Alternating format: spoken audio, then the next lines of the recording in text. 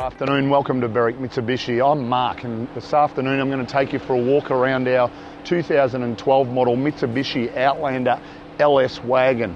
As you can see, finished in white. We'll start at the front of the car. It is important to note there are a few little minor touch-ups have been done, mainly to our bonnet and a couple of very minor ones on the actual nose cone itself, but consistent with its age. Nice chrome detail running through our grille, and then as we come down around to the driver's side of the car, you'll be fairly impressed with the Juco. Colour-coded exterior mirrors, we've got factory alloy wheels, and they don't have a mark on them, these wheels. We look at our tyres, really good tread on our tyres as well, running a really good brand of tyre too, Yokohama's. And as we come down the driver's door and the rear door, let me just bin that phone call. Once again, very hard to see any marks on the actual, on either of the doors or the rear panel on the Outlander. So fairly impressive example on the right hand side of the car. And the consistency continues as we come around to the rear area. Few things to highlight. Really like the distinctive clear tail lights. High mount stop light in our tailgate as well. We do have a reverse camera, which we'll discuss a little bit later, and also fitted with reverse sensors as well. So we'd just like to thank the train that just drove past, and it'll probably beep its horn again in a minute. As we come around to the passenger side now, once again, an important one to highlight, our alloy wheels on our passenger side don't have a mark on them. If you were going to expect any scratches, that's where you would see them, but impressed with the way the wheels present, and the passenger side. Same as the driver's side, no discernible marks on the door.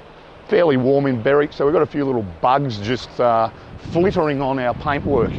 And even coming down to the front of the car again now, overall presentation of our exterior in really good order. So back around at the front of the car, we'll have a little bit of a chat just about a few things with the Outlander. Powered by a 2.4 litre four-cylinder motor.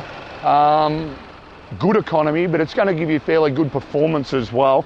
It will give you 125 kilowatts of power, 226 newton metres of torque, all at the same time delivering in 9.2 litres combined per 100 k's. So they're not a big fuel tank, only a 60 litre fuel tank, still going to get you in excess of 650 kilometres to a tank of fuel. So back around at the rear of the Outlander now. One thing I really liked about this particular model of the Outlander, the fact that they did have the drop-down tailgate from factory, made it a really versatile car, and a lot of people just swear by that drop-down tailgate. Park it at the kids' local footy game, just drop the tailgate, you got yourself a seat for the day. Also is fitted with factory cargo blind as well, so we'll just pop that back up. So we've got our cargo blind just to cover anything if we want to keep it securely stored inside the car. Simple matter of retracting it, spring loaded, takes it back into position. Also with our second row seats in the Outlander, fairly versatile there as well. In the event we want to use the cargo area for more storage, simple matter of just pulling on the buttons on either side of the two seats, and your second row seat will automatically fold itself up and lock itself into position well out of the way, obviously enhancing the storage area into a really large capacity. So here we are inside the Outlander now, and the first thing I notice is just how well presented the interior is. You know, for a 2012 model, I can't see a scratch anywhere on the interior, door trims, everything. So on our driver's armrest, all of our power window switches and our controls for our exterior mirrors.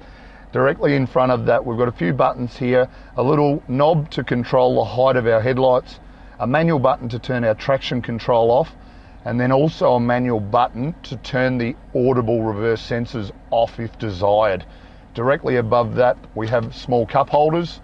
Also important to note, we've got cup holders in our doors as well in the Outlander. Directly above that, just a little info button.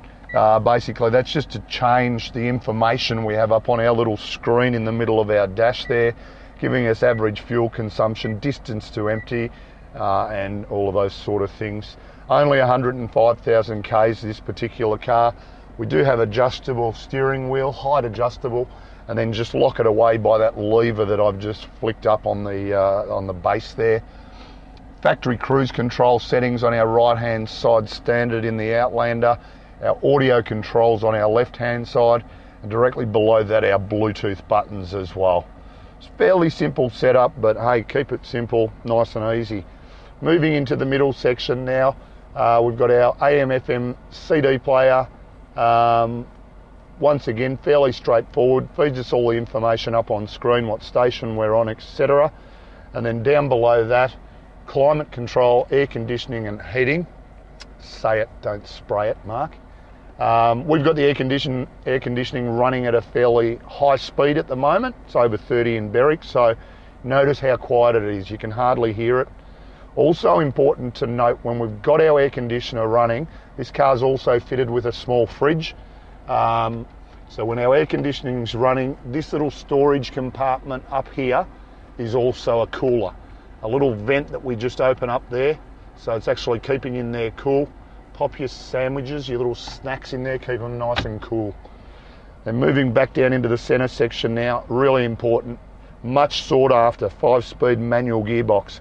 And they're a really simple setup, like the clutch and the gearbox in this car, just a really straightforward setup, easy to change.